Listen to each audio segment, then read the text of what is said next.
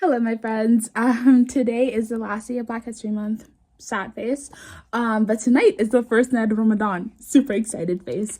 So I feel like because things are happening for me in my life as a Black Muslim, I'm gonna do something a little bit different. So usually when I post a poem, it's like a video of me performing the poem, but this time I decided to do a more cinematic kind of like the vibes of the poem video, and this is the first time I've ever done it. So I hope you like it. And so I'm going to be posting the actual full poem on TikTok, but if you want to watch the bloopers, those are still on my YouTube page. So enjoy, and it took me 5 days to edit and a lot of stress and some crying, possibly.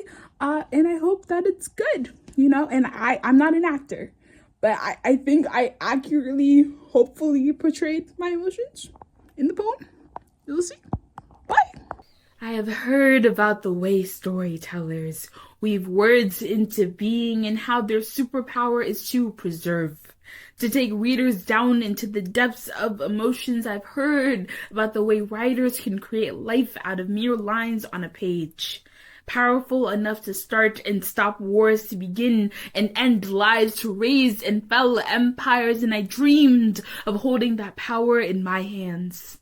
I wanted to do what they did, make my words so powerful they could do the unimaginable.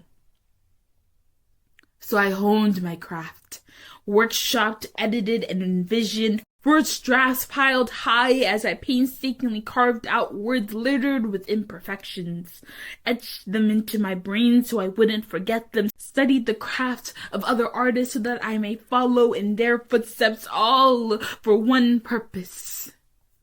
For you. You who exist as a time capsule within my mind. You who has left a void in your absence. You who taught me how to love like how I deserve to be loved. You whose smile is seared into my brain. Even as memory snatches away at the edges of your existence, creating murkiness and fog where there once used to be snapshots, so I was quick with my solution. Once I felt your presence in my mind fading with Father Time, I acted out of desperation, out of heroism, out of hope. I wielded my pen, and I built the marrow of your bones out of prose, sentences running to form your bloodline, your flesh, a passage unfurling the mysteries of this world, your brain, a think piece dedicated to survival, your lungs, an article breathing out the truth, your heart, a lesson that everyone's deserving of staying true to theirs. I use verse to etch in the details, synopsis for the final touches. You see, I wanted you alive again, so I rewrote your existence, capturing your legacy through narrative.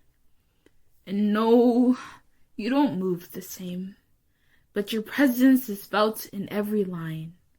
And no, you don't breathe like how you used to.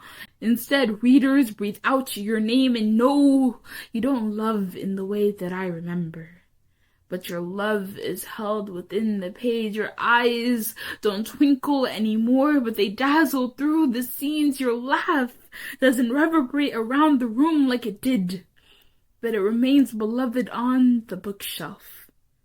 And I learned the hard way that while storytellers can create magic, they can't truly recreate you. And I've come to accept that it will never be the same as how it was. But at least you, my love, have been preserved, remaining forever with me.